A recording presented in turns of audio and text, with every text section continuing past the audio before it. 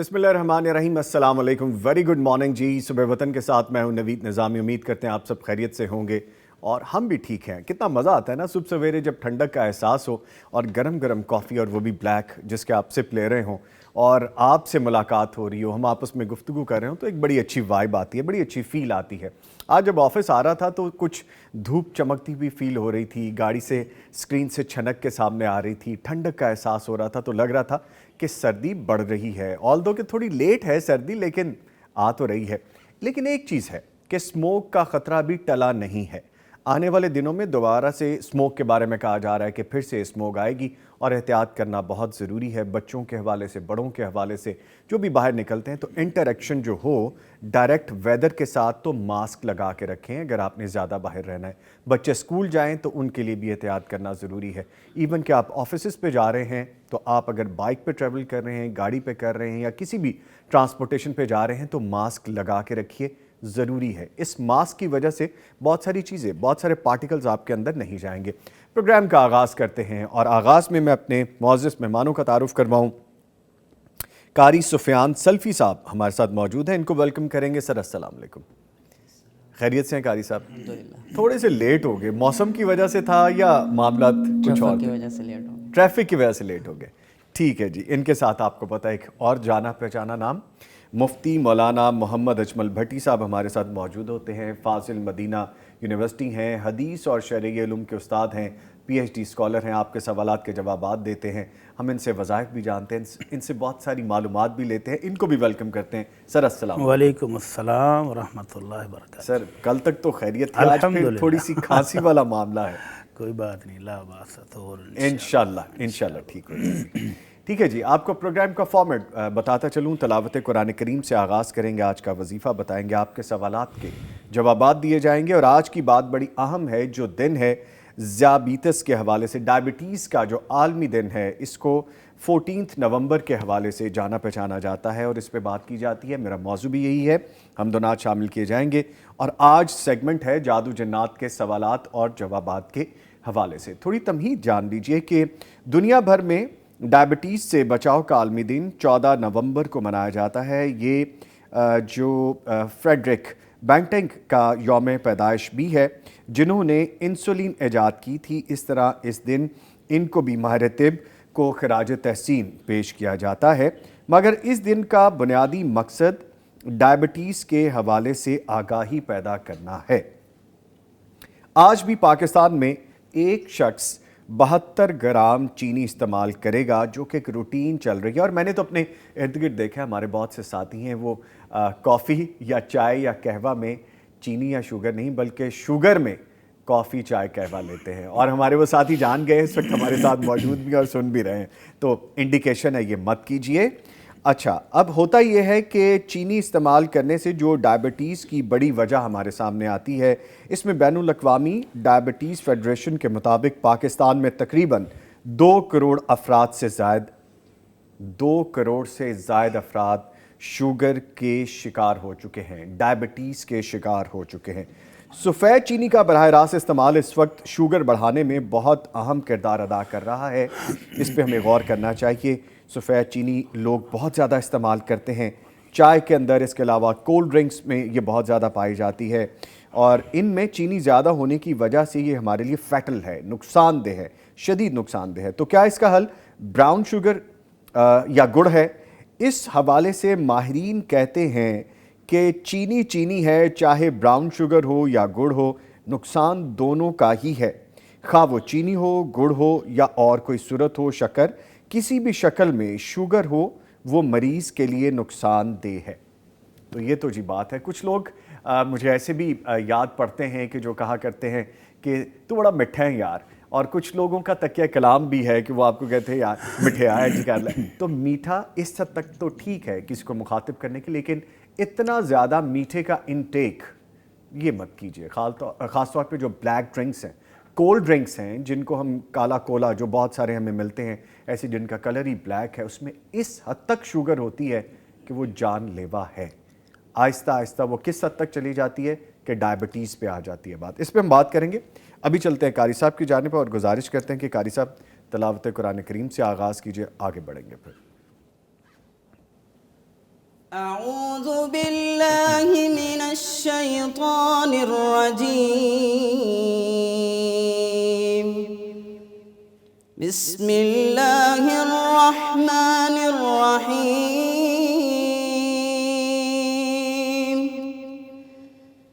یا ایہا الذین آمنوا لا تتخذوا الکافرین اولیاء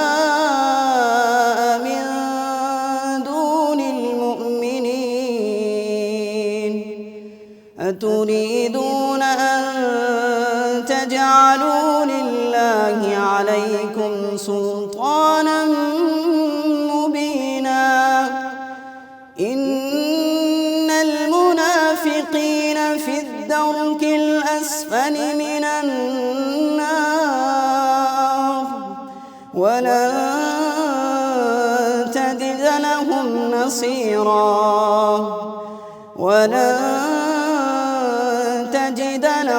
نصيرا إلا الذين تابوا وأصلحوا واعتصموا بالله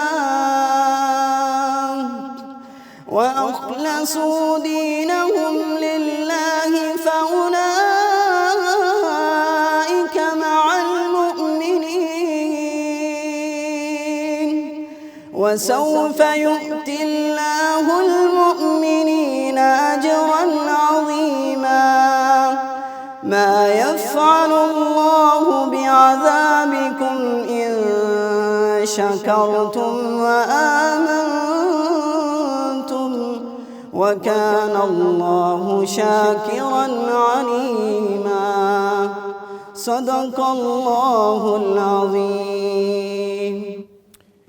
سبحان اللہ، جزاک اللہ قاری صاحب، اللہ تعالیٰ آپ کو جزائے خیر عطا فرمائے۔ بڑا خوبصورت انداز ہے آپ کا ماشاءاللہ ادائیگی کا، اللہ تعالیٰ آپ کو عزتوں سے نوازے، آمین۔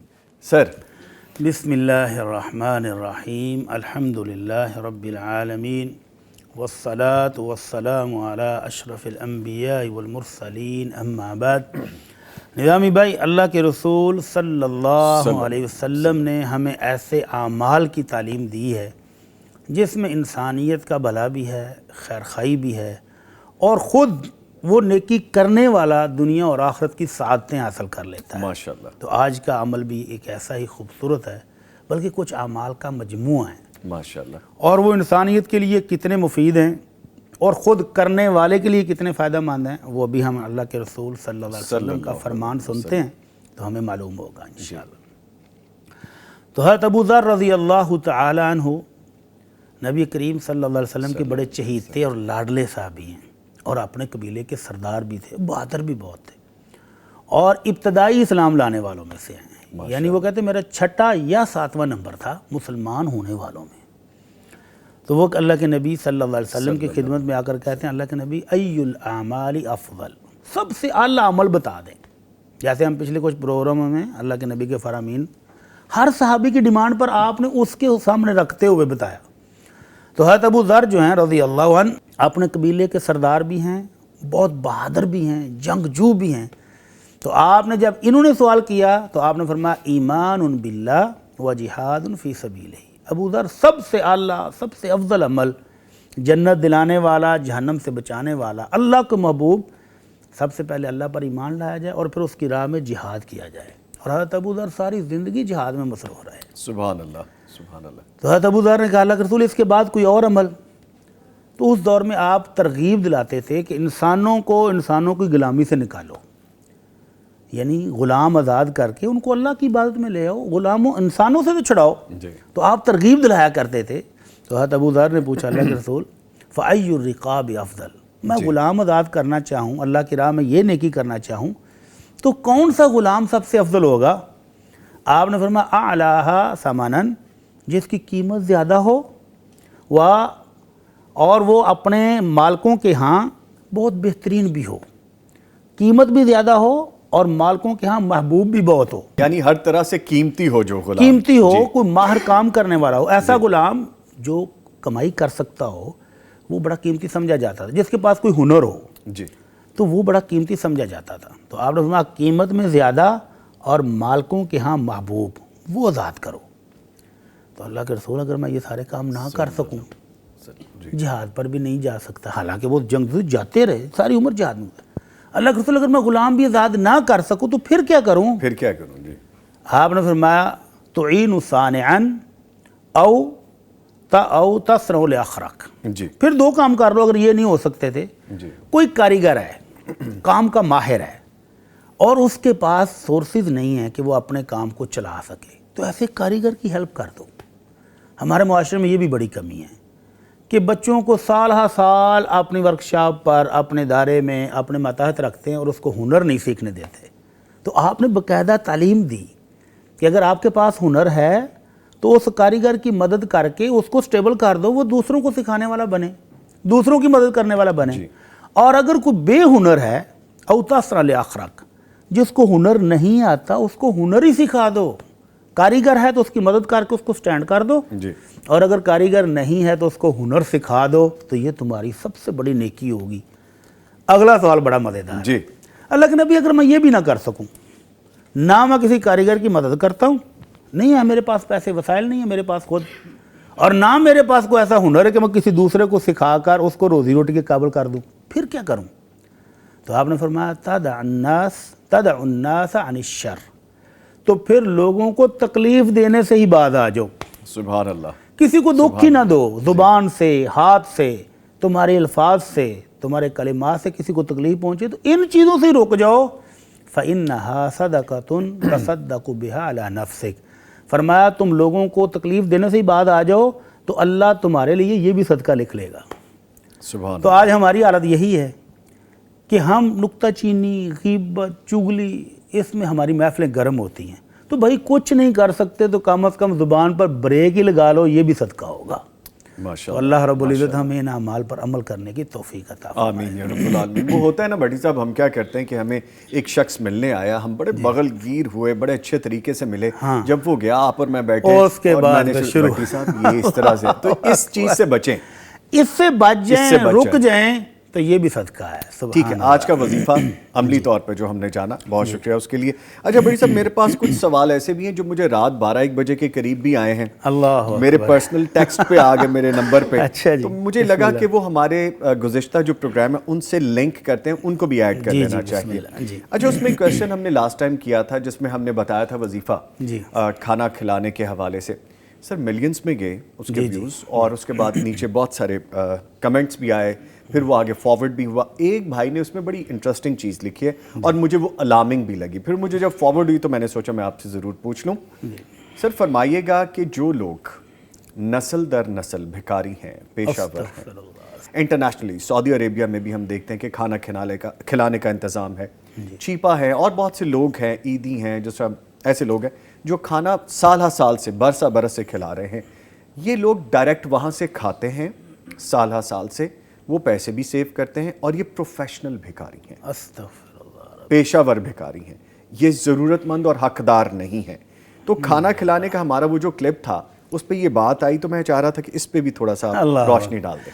یامین بھائی، پہلی بات تو کھانا کھلانے والے کی نیت ہے، اس کو اس کی نیت کا اجر و ثواب پورا ملنا ہے. جی. جیسے پچھلے سال رمضان میں ہمارے ایک دوست کہنے لگے جی میں اپنے ورکشاپ میں، اپنے کارخانے میں تقریباً 200-250-300 بندوں کی افطاری کا انتظام کرتا ہوں، جس میں میرے اپنے ورکر بھی ہوتے ہیں. کہتا میرے سپروائزر نے مجھے آ کر بتایا کہ سر ہماری افطاری کے ٹائم پر یہ جو 200-300 بندہ آ کر بیٹھتا ہے نا، ان میں سے بمشکل 10 روزے دار ہوں گے. اللہ اکبر. ذرا ریشو دیکھ لیں. تو کہتا میں نے کہا یار کوئی بات نہیں، ہم تو اللہ کی رضا کے لیے کھلا رہے ہیں، ہو سکتا ہے کہ ان کو دیکھا دیکھی یہ روزے رکھنے لگ جائیں، ہو سکتا ہے. مسجد نبوی میں سوموار اور جمعرات کو دسترخوان لگتے ہیں افطاری کے، پورا سال جی لوگ روزہ رکھتے ہیں نفلی، اور وہ دسترخوان اتنے زیادہ ہیں، بھرے ہوتے ہیں لوگوں سے. اور میں روزے دار کتنے ہوتے ہیں؟ گنتی کے ہوتے ہیں، ان کو بھی پتہ ہے.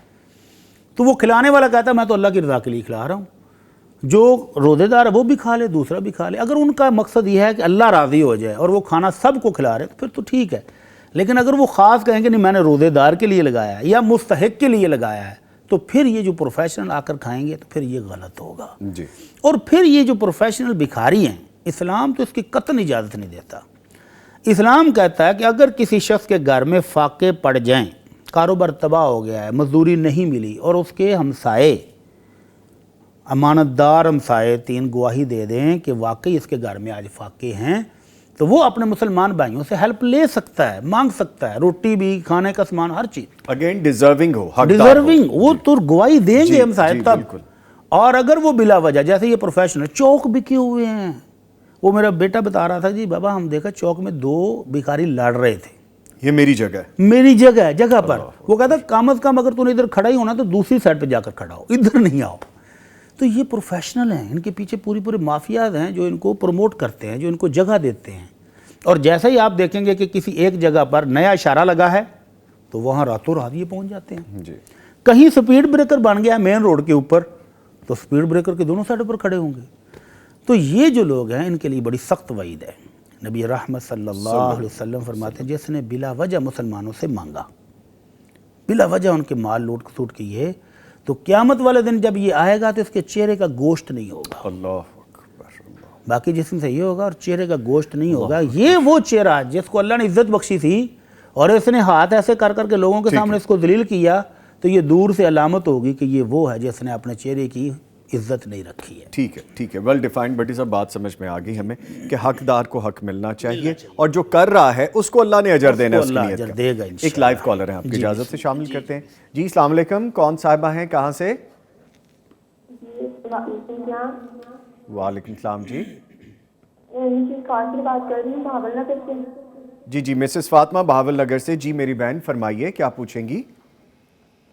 جی بھائی میں گائشہ سے یہ سوال کرنا ہے کہ میری شادی کو تقریباً 1-1.5 سال ہو گیا ہے، جی اور الحمدللہ ہمارا ایک بیٹا بھی ہے، ہم بہت خوش تھے، لیکن یہ 3-4 منتھ ہو گیا ہے کہ ہم کوئی بھی بات ہو، ہم گھریلو بات بھی کریں ہمارے درمیان جھگڑا ہونا شروع ہو جاتا ہے۔ اوہو، اچھا۔ تو ایک لوگ کہتے ہیں کہ آپ لوگوں کے جادو ہو گیا ہے، میں یہ پوچھنا چاہ رہی ہوں کہ جادو ہو سکتا ہے؟ قرآن میں یہ ہے کہ ہم جادو ہو سکتا ہے یا اس کا کوئی حال؟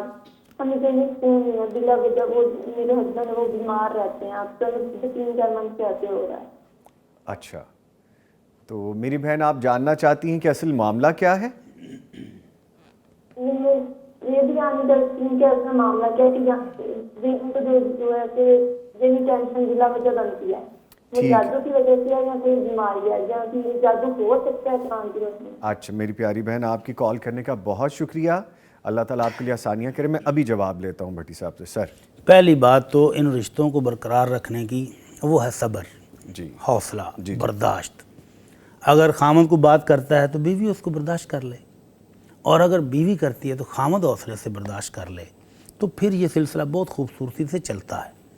اور جہاں صبر اور حوصلہ ختم ہو جائے کہ آپ نے یہ لفظ بولا تو کیوں بولا، ایک لفظ پر ہی پکڑ ایسی ہو جائے کہ بس پھر وہ جنگ عالمی 3 شروع ہو جائے، تو پھر کار نہیں بچتے ہیں۔ سب سے پہلے تو صبر ہے، سب سے پہلا کہ شادی کو نبھانے کے لیے صبر بنیادی شرط ہے۔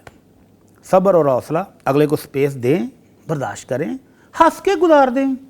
وہ بڑی ایک خوبصورت مثال کے 2 بزرگ تھے، تو ان کے ہمسایوں نے کہا جی ہم نے آپ کے گھر سے کبھی لڑائی کی آواز نہیں سنی، وہ راز بتائیں جی کہ آپ نے ساری زندگی اکٹھے گزاری، بڑی خوبصورت، آپ کو ہنستے ہی دیکھا ہے، غصے میں نہیں دیکھا۔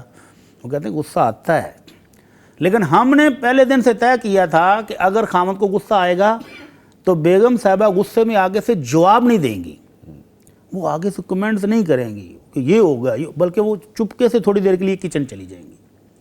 اور اگر بیگم صاحبہ کو کسی بات پر غصہ آیا ہے تو میاں صاحب بجائے اس کو کرارے جواب سنانے کے، وہ تھوڑی دیر کے لیے باہر چلے جائیں گے۔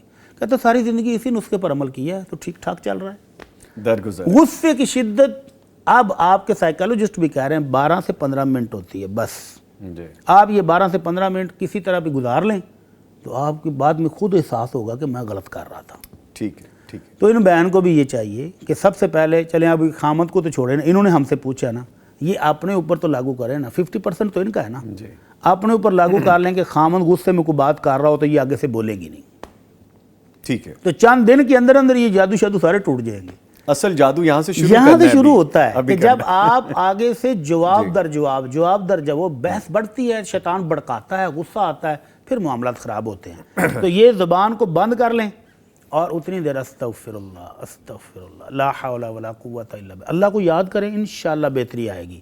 اور یہ جادو ہوتا بھی ہے, یہ بھی اس میں بھی کوئی شک نہیں ہے کہ میاں بیوی کی لڑائی کرانے کے لیے لوگ جادو بھی کرتے ہیں, نظر بد بھی لگ جاتی ہے. تو اس کے لیے کیا ہے, صبح کے اذکار بھی ٹائم پر کریں صبح اٹھتے ہی, اور شام کے اذکار بھی شام ہوتے ہی کر کے اپنے آپ کو دم کر لیں, اللہ کی حفاظت میں آ جائیں, اللہ کی حفاظتی سار کے اندر آ جائیں, بس ستے خیر. ٹھیک ہے, انشاءاللہ اللہ آسانی کریں ان بہن کے لیے, ہمارے اس بھائی کے لیے بھی. اور اذکار کی جو لسٹ ہے آپ تھوڑا سا سرچ کریں گے وہ آپ کو مل جائے گی, وہ بڑا نارمل ہے. پیغام ٹی وی کی ہماری سائٹس پہ دیکھ سکتے ہیں, ہماری ویڈیوز میں دیکھ سکتے ہیں. اچھا سر, اس سے پہلے کہ میں کل والا ایک سوال جو رہ گیا تھا کہ وہ موٹر پمپ میں تو کہیں جن نہیں ہے, اس میں جائیں, ایک کویسچن مجھے ذہن میں آ گیا, اور وہ یہ ہے کہ میں نے نماز شروع کر لی اور نماز کے دوران میں نے اذان سنی, اور اتنی خوبصورت کئی جگہوں پہ اذان دی جاتی ہے, ادائیگی اتنی خوبصورت ہوتی ہے کہ آپ کا دل کرتا ہے اس کو سنیں. اور میں سورہ فاتح پڑھ چکا ہوں, تو میں کچھ لمحوں کے لیے رک سکتا ہوں کہ میں پہلے اس کو سن لوں, اس کا جواب نہ دوں بھلے, پھر میں آگے کنٹینیو کروں, ایسا پاسبل ہے؟ اگر آپ عملاً اذان کے لیے رکے ہیں تو اس کا مطلب آپ نے نماز کے دوران نماز کے علاوہ ایک اور عمل کیا ہے. ٹھیک ہے. اور اللہ کے نبی صلی اللہ علیہ وسلم فرماتے ہیں تحریمھا التکبیر, نماز کے اندر جیسے ہی آپ نے اللہ اکبر کہہ کے نماز شروع کر لی تو نماز کے علاوہ دیگر جتنی چیزیں تھیں وہ آپ کے لیے منع ہو گئی ہیں. ٹھیک ہے. اب آپ اس کے علاوہ کچھ نہیں کریں گے, کلیئر ہو گیا, بالکل. تو نماز ہی پڑھیں گے. ٹھیک ہے. اور تحلیل و تسلیم, اور جیسے آپ السلام علیکم ورحمۃ اللہ کہہ کے سلام پھیریں گے, اس کے بعد آپ کے لیے ہر چیز حلال ہے. ٹھیک ہے. ایک چیز اور بھی اس کے ساتھ ایڈ ہے کہ اگر میں کہیں پہ جا رہا ہوں, آپ کو پتہ نا آج کل سوشل میڈیا پہ بڑا معاملہ ہے کہ جی وہ فلاں جگہ نہیں رکی, وہ فلاں ٹرانسپورٹیشن, تو نماز کے لیے معاملہ ہو گیا. تو ہمیں یہ سبق دیجئے کہ ہمیں سمجھ جانا چاہیے کہ ہم دو نمازوں کی ادائیگی کیسے کر سکتے ہیں. دوسری بات اس میں یہ بھی ہے کہ اگر مجھے پتہ ہے کہ اب 3:30 کا وقت ہو گیا ہے, اذان ابھی نہیں ہوئی, اور میں عصر کا وقت شروع ہو گیا, عصر ادا کر لوں, تو میں نماز میں نے شروع کر لی اور اذان بعد میں شروع ہوگی, تو یہ دونوں معاملہ ٹھیک ہے؟ وہ جو ابھی آج کل سوشل میڈیا پہ چل رہا ہے نا مسئلہ, اس میں طرفین کو تھوڑا تھوڑا سمجھنے کی ضرورت ہے. جی. یہ بس سروس جو ہے نا, میں نے بھی سفر کیا ہے اسلام آباد کا. جی جی. تو پہلی بات تو ہی وہ آج کل رک وہاں رہے ہیں جہاں مسجد نہیں ہے. جی جی. تو وضو کرنے کے لیے آپ کو دور جانا پڑتا ہے. پھر انہوں نے ایک چٹائی بچھائی ہوئی, بعض دفعہ لوگ اس کے اوپر نماز پڑھیں, وہ اتنی گندی ہے نماز پڑھنے کو دل نہیں کرتا. ٹھیک ہے. پہلی بات تو یہ بس سروس والوں کو پہلے بتانا چاہیے کہ بھائی 20 منٹ ہیں, آپ اس میں نماز پڑھ لیں. اور سفر کے دوران جب نبی رحمت صلی اللہ علیہ وسلم نے سہولت دی ہے کہ آپ دو نمازوں کو جمع بھی کر لیں اور قصر بھی کریں, تو مسافر حضرات کو بھی چاہیے کہ 20 منٹ میں اگر قصر کر کے پڑھیں گے تو دونوں پڑھی جائیں گی. ٹھیک ہے. اذان اگر نہیں بھی ہوئی, نماز کا وقت ہو چکا ہے, تو آپ دونوں نمازیں پڑھ سکتے ہیں. اذان سننا یا اذان کا ہونا ضروری نہیں ہے. تو اگر آپ کو بس سروس والوں نے کہیں روکا ہے اور ظہر کی نماز کا وقت ہو چکا ہے, مثال کے طور پر آپ اگر 12:15 بجے رکے ہیں, 12:30 رکے ہیں, تو کیوں نہیں نماز پڑھتے؟ آپ کو پڑھ لینی چاہیے. ٹھیک ہے. اذان ہوگی 1 بجے, بعض دفعہ 1:30 بجے ہوگی, تو آپ 12:30 پونے 1 ظہر کی نماز پڑھیں اور ساتھ ہی عصر کی بھی پڑھ لیں, لیکن 2 رکعتیں پڑھیں. نبی رحمت صلی اللہ علیہ وسلم نے سفر میں نفلوں کی سنتوں کی رخصت دی ہے, تو لینا.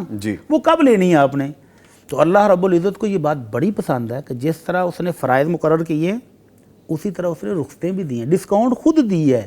تو بندہ جب ڈسکاؤنٹ لیتا ہے تو اللہ عرش والا بھی خوش ہوتا ہے. کیسی عجیب بات ہے. تو ڈسکاؤنٹ لینی چاہیے. دنیا کے ڈسکاؤنٹ لینے کے لیے بھاگتے ہیں, جو اللہ نے ڈسکاؤنٹ دیا ہم وہ لیتے نہیں, اور پھر لڑتے ہیں کہ یہ ہو گیا وہ ہو گیا. تو اس میں طرفین ہی کو تھوڑا تھوڑا اپنے معاملے کو سمجھنا چاہیے. ایک نمازی آدمی کو تو پہلے سے سوچ کے رکھنا چاہیے کہ بھائی جان میں اس وقت سفر کر رہا ہوں, میری نماز فلاں اسٹیشن پر جا کر ہو جانی ہے, تو میں وہاں پڑھ لوں. یا اگر وقت ہو چکا ہے تو نماز پڑھ کے بس پہ سوار ہو جائے, یا اس کو اندازہ ہو کہ میں فلاں نماز کے وقت اپنے اسٹیشن پر لاسٹ پر پہنچ جاؤں گا, تو وہاں اتر کے دونوں پڑھ لے. تو یہ سہولتیں بے شمار موجود ہیں، ہم لیتے نہیں ہیں تو پھر معاملات خراب ہوتے ہیں۔ بڑی صاحب کہیں گے کہ آج تو میں ہی پوچھتا جا رہا ہوں، لیکن مجبوری یہ ہے کہ میں نے اس کو کمپلیٹ کرنا ہے۔ میں پاکستان سے باہر ہوں الحمد اور میں پاکستان سے باہر بہت گھنٹوں کا فرق ہے، جیسے میں کسی دوسرے ملک میں ہوں، وہاں پہ عشاء کی نماز رات کو 11-12 بجے کے قریب ہو رہی ہے، 10-11 بجے تک ٹائم چلا جاتا ہے، اور مغرب سے عشاء میں بہت گیپ ہے۔ مجھے صبح آفس بھی جانا ہے یا اپنا کام کرنا ہے، تو ان دونوں نمازوں کو، مغرب اور عشاء کو میں ملا سکتا ہوں؟ اگر سفر میں ہے تو بالکل ملا سکتے ہیں۔ جی، سفر میں دو نمازوں کو ملانا اور قصر کرنا یہ ڈسکاؤنٹ ہے اللہ کی طرف سے، اسپیشل ڈسکاؤنٹ ہے، یہ اگین تو ڈسکاؤنٹ ہے مسافر کو اس کے فائدہ اٹھانا چاہیے۔ ٹھیک ہے، لیجیے کال، لائیو کالر ہے، میں شامل کرتا ہوں۔ جی السلام علیکم محترمہ۔ السلام علیکم جی وعلیکم السلام، میری بہن فرمائیے کیا پوچھیں گی آپ؟ جی، وہ میں مولانا صاحب سے یہ پوچھنا چاہتی ہوں کہ نا ہماری والدہ ہے تو وہ مطلب کافی ضعیف ہو چکی ہے، تو اس کے مطلب کہ اس کو نا ہم باہر جانے سے روکتے ہیں کہ آپ باہر نہیں جاؤ، ایسے گر جاؤ گی چوٹ لگ جائے گی، تو وہ نا ان کو بہت زیادہ غصہ آتا ہے اس بات پہ کہ نہیں مجھے کیوں نہیں جانے دیتے آپ لوگ باہر، تو مجھے باہر جانا ہے، تو پھر وہ ہمیں بددعائیں وغیرہ دیتی ہیں کہ اسلام کی روح سے آپ ہمیں یہ کہیں کہ یہ کوئی گناہ تو نہیں ہے کہ آپ ہم انہیں زبردستی گھر میں ان سے کہہ رہے ہیں اور انہیں باہر نہیں جانے دے رہے۔ ٹھیک ہے میری تو بہن، آپ اس کے بارے میں ہمیں بتائیں کہ ہمیں کیا کون سا طریقہ اپنانا چاہیے؟ ہم نے بہت پیار سے بھی سمجھاتے ہیں لیکن ان کی سمجھ میں نہیں آتا۔ ہم ان سے کہتے ہیں کہ گھر میں مطلب کہ نماز روزہ کرو، بس گھر میں رہو، تو باہر نہیں جاؤ۔ اچھا میری بہن، پہلی بات تو یہ ہے کہ ان کی بد دعائیں کوئی بد دعائیں نہیں ہیں، پہلی بات تو یہ ہے۔ دوسری بات یہ ہے، آپ یہ بھی فرما دیجئے کہ ان کو کہیں بھولنے کا کوئی عارضہ تو نہیں ہے، کہیں بھول تو نہیں جاتی چیزیں؟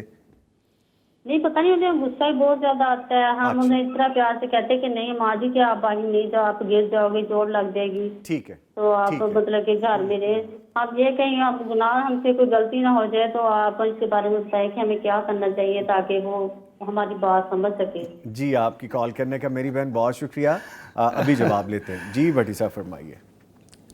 یہ تو اب عدلے کا بدلہ ہے۔ جی، جب یہی بہن چھوٹی تھیں، ان کے بھائی چھوٹے چھوٹے تھے، تو یہ اماں کو کتنا تنگ کرتے ہوں گے۔ جی، ابھی ہمارے گھروں میں دیکھنا چھوٹے بچے بات سنتے ہیں، جی، آپ 100 دفعہ ان کو روکیں گے باہر نہیں جاؤ، باہر نہیں جاؤ، بعد آتے ہیں وہ جا کے رہتے ہیں۔ تو اماں بھی اب اسی سٹیج پر دوبارہ پہنچ چکی ہیں۔ اللہ رب العزت کہتے ہیں کہ ہم پہلے جوانی تک پہنچاتے ہیں، پھر بڑھاپا، اور وہ بچپن جیسا ہی ہوتا ہے۔ تو اب ان کو کرنا کیا چاہیے؟ اللہ رب العزت فرماتے ہیں وَاخْفِضْ لَهُمَا جَنَاحَ الذُّلِّ مِنَ الرَّحْمَةِ، شفقت، نرمی کے ساتھ ان کے سامنے بچھے رہیں، جھکے رہیں، اب سختی نہیں۔ اور اللہ تعالیٰ کہتے ہیں وَبِالْوَالِدَيْنِ إِحْسَانًا، اللہ کا یہ فیصلہ ہے، حکم ہے کہ والدین کے ساتھ احسان کرنا ہے، نیکی کرنی ہے، شفقت کرنی ہے۔ تو اس شفقت کا تقاضا یہ ہے، اماں جی گھر بیٹھے بیٹھے اکتا جاتی ہوں گی، اور خاص طور پر جب اماں کی کچھ سہیلیاں گھر کے باہر بھی ہوں، کچھ عزیز و اقارب بھی ہوں جن کے ساتھ ان کا ملنا ملانا پہلے سے ہو، اب ان کا دل چاہتا ہے کہ میں نکلوں باہر ان کو مل کے آؤں، تو ان کو چاہیے کہ چھوٹا بچہ، کوئی پوتا، کوئی پوتی، کوئی نواسا، کوئی نواسی ان کے ساتھ بھیجیں، اماں جی کا ہاتھ پکڑیں اور وہ جہاں تک جانا چاہتی ہیں ان کو چکر لگوا کے لائیں۔ اور اگر ان بہن کے پاس وقت ہو تو صبح شام 2 چکر تو ان کو لگوانے چاہیے، واک بھی ہو جائے گی، صحت بھی بحال رہے گی، اور جن جن لوگوں سے وہ ملنا چاہتی ہیں ان کو ملا کر لے آئیں تو وہ ایزی ہو جائیں گی۔ حل تو آسان ہے اگر یہ کریں، اور اگر وہ زبردستی کریں گی تو اماں جی وہ گھر میں ایک ہی بیڈ پر، ایک ہی کمرے میں وہ بیٹھے بیٹھے تھک جائیں گی، اکتا جائیں گی، پھر وہ چڑچڑی ہو جائیں گی، غصہ بھی کریں گی، پھر غصہ کریں گے، تو پھر بھی تو اس سے بہتر ہے کہ ان کو تھوڑا سا ٹائم دیں۔ عموماً ہوتا کیا ہے ہمارے گھروں میں کہ ان بزرگوں کو ہم ٹائم نہیں دے پاتے، جی، اور وہ گھر، میں نے ایسے گھر بھی دیکھے ہیں کہ بزرگ معذور ہیں، وہ تو باہر جا بھی نہیں سکتے، تو گھر والوں نے کیا کیا ہے کہ بچوں کا جیب خرچ بزرگوں کو پکڑایا ہوا ہے۔ بچوں نے صبح سکول جانا ہے تو چلو دادا ابو کے پاس، ایکٹیویٹی بنی ہوئی ہے۔ ہاں جی، سکول سے واپس آنا ہے، پھر کچھ چیز لینی، چلیں دادا ابو کے پاس، شام کو کچھ چیز اور کھانی پینی ہے، اب دادا ابو لائیں پیسے، تو وہ سارا دن بہلے رہتے ہیں۔ جی، بچے مجبور ہیں کہ ان کے پاس جائیں، اور دادا ابو کا بھی دل لگا رہتا ہے، انگیج رہتے ہیں۔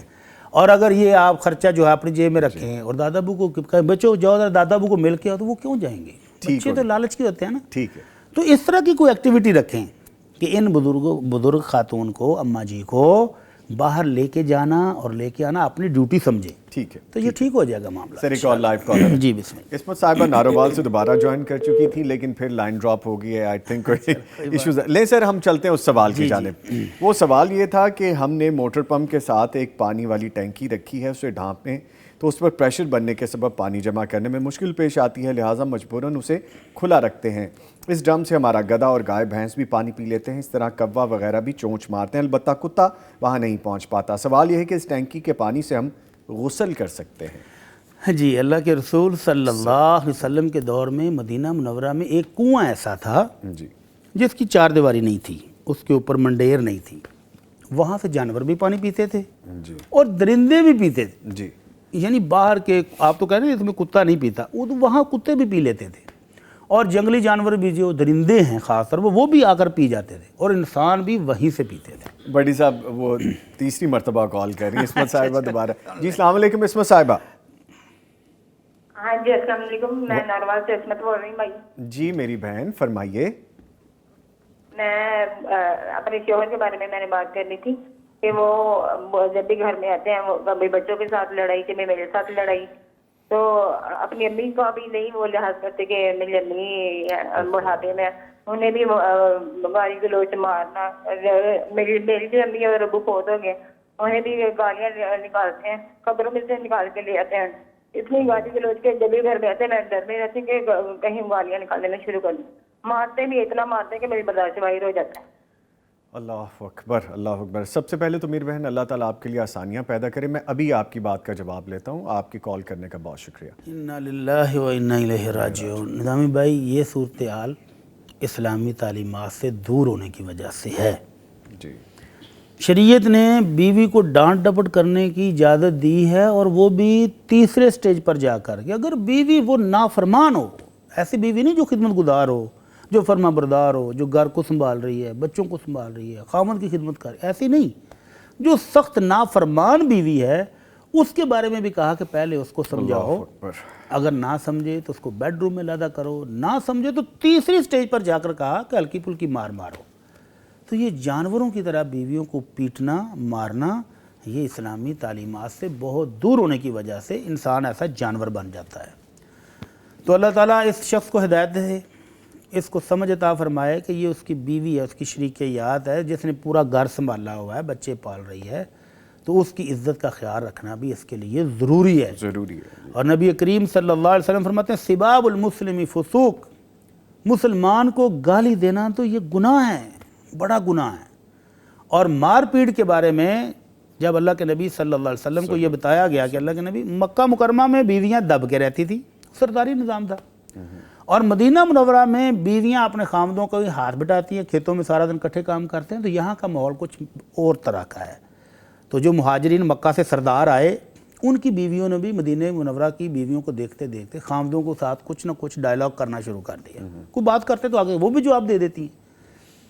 تو حضرت عمر رضی اللہ تعالیٰ عنہ نے کہا اللہ کے رسول یہاں آ کر بیویاں شیر ہو گئی ہیں, تو آپ نے کہا ہلکی پھلکی ڈانٹ ڈپٹ مناسب موقع پر ضرورت پڑے تو کر لیا کرو. اور اگلے دن بے شمار لا تعداد خواتین نے آ کر شکایت لگائی کہ ان کے خامدوں نے پیٹا ہے. تو اللہ کے نبی نے فوراً صلی اللہ علیہ وسلم تربیت بھی کی اور ڈانٹا بھی. فرمایا لیس اولئک بخیارکم, یہ جنہوں نے اپنی بیویوں کو مارا یہ کوئی اچھے انسان نہیں ہیں. اس کے بعد سارے سدھر گئے, سب ٹھیک ہو گئے. تو یہ مارنے پیٹنے والا شوہر اچھا مسلمان بھی نہیں ہے, اچھا انسان بھی نہیں ہے. بیوی کیا کرے؟ بیوی کے پاس حل ہے جو ابھی ہم نے بتایا. خامد کو غصہ آتا ہے نا, کیوں آتا ہے؟ آخر کوئی چیز تو وہ دیکھتا ہے نا. تو بیوی اگر سمجھدار ہو تو وہ نوٹ کرے کہ اس بات پر مثال چلو مہینے کی پلاننگ نہیں, سال کی نہیں, ایک دن کی تو کر لینا. گزشتہ کل کو دیکھیں کہ کل اس کو کس بات پر غصہ ہے, بیوی اس کو نوٹ کرے اور اگنور کرے کہ اگلے دن وہ چیزیں نہ ہوں. مثال کے طور پر وہ گھر آتا ہے, اس کو کھانا ٹائم پر چاہیے, تھکا آ رہا ہے, کام کاج کر کے آیا ہے, اس کو کھانا آتے ہی ملنا چاہیے. اور بیوی کہے نہیں جی آپ کو تو میں ابھی تیار کر رہی ہوں, 2 گھنٹے لگ جائیں گے. تو آپ اس چیز کو مینج کریں. وہ آتا ہے اور وہ دیکھتا ہے کہ بچے آپس میں لڑ رہے ہیں, اس کو غصہ آ جاتا ہے. تو آپ بچوں کو سمجھا کے ان کا کام کاج تسلی سے کر کے خامد کے آنے سے پہلے فارغ ہو جائیں.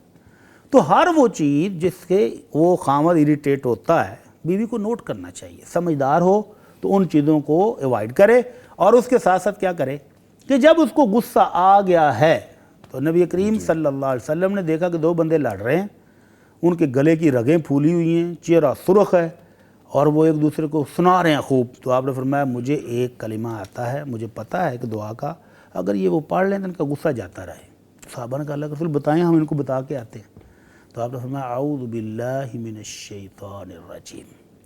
یہ غصہ شیطان دلاتا ہے، خون میں داخل ہو کے، شیطان آگ سے پیدا ہوا ہے تو ہیٹ پیدا کرتا ہے، اس ہیٹ کے ساتھ وہ رگیں پھولتی ہیں، چہرہ سرخ اور بندہ پھر اول فول بکتا ہے. تو آپ نے فرمایا اعوذ باللہ من الشیطان الرجیم پڑھیں تو یہ غصہ جاتا رہے گا. تو اس بہن کو بھی یہ وظیفہ اپنانا چاہیے. ٹھیک. ایک اور لائیو کالر ہیں جی، ان کو بھی شامل کرتے ہیں. راہیلہ صاحبہ ہیں سیالکوٹ سے. جی السلام علیکم راہیلہ صاحبہ. جی وعلیکم السلام، کیسے ہیں آپ؟ جی الحمدللہ. فرمائیے کیا کہیں گی آپ؟ جی میں نے یہ کہنا ہے کہ 3 ماہ ہو گئے ہیں کہ میرے میاں نا گھر سے گئے ہوئے ہیں. گھر سے چلے گئے ہیں؟ جی وہ نشہ کرتے تھے نا بہت زیادہ. اللہ اکبر. اچھا. تو ہم نے ہر جگہ ڈھونڈا ہے، ہر مولوی کے پاس گئے ہیں، ہم نے تھانے کوئی جگہ پورا سیالکوٹ، دسکا، تسوس ہر جگہ ہم نے ڈھونڈا ہے لیکن وہ نہیں ملے. پڑھائی بھی میں نے بہت زیادہ کی ہے. تو اب آپ کیا کہتی ہیں بہن؟ ہم اتنے پریشان ہیں کہ وہ تو کہیں جا ہی نہیں سکتے. تو کیا کہتے ہیں میں بہت پریشان ہوں، میں بہت پڑھتی ہوں ان کے لیے. بس آپ ہی ان سے پوچھیں کہ ہم کیا کریں. اچھا جی اللہ تعالیٰ آپ کے لیے آسانیاں کرے. میری بہن کال کرنے کا شکریہ، ابھی جواب دیتے ہیں. دیکھ لیں پھر وہی جہالت کی ایک اور مثال. بلکہ معذرت کے ساتھ میں یہ کہنے والا تھا کہ اگر ایسا میاں ہے تو اس کے ہونے کا فائدہ کیا ہے پھر آپ کو؟ لیکن جس کے لیے آپ اتنی محبت ہے ان کی. جی ان کی چاہت پھر بھی دیکھ لیں کہ وہ کہتی ہیں میں بہت ساری پڑھائی بھی کر رہی ہوں، علماء سے بھی پوچھا ہے حل. تو اب ہم ان کو کیا بتائیں کہ اللہ سے دعا کریں کہ وہ صحیح سلامت گھر واپس آ جائیں اور ساتھ ساتھ درود شریف پڑھنا شروع کر دیں. اللہ تعالیٰ ہر پریشانی دور کرے گا، ہر دکھ دور کر دے گا. اور اس کے علاوہ استغفار، استغفر اللہ الذی لا الہ الا هو الحی القیوم اتوب الیہ، یہ پڑھتی رہیں. اور خوش قسمتی سے اگر وہ زندہ سلامت صحیح سلامت گھر آ جائیں تو ان کا علاج کروائیں. نشے کا علاج تو ہے نا. آپ تو ہیلتھ سینٹر موجود ہیں، کلینک موجود ہیں، تو ان کا باقاعدہ علاج کروائیں. یہ نہیں ہے کہ ان کو پرووائڈ کرتے ہیں تم بس ٹونر ہو، نہیں، ان کا علاج کروائیں تاکہ وہ صحت مند اور اچھی زندگی گزار سکیں. ٹھیک ہے. تو اللہ تعالیٰ ان کے لیے آسانی فرمائے، ان کی پریشانی کو ختم فرمائے. بڑی صاحب مجھے لگتا ہے بڑا وزنی قسم کا سوال ہے، موٹر پمپ والا.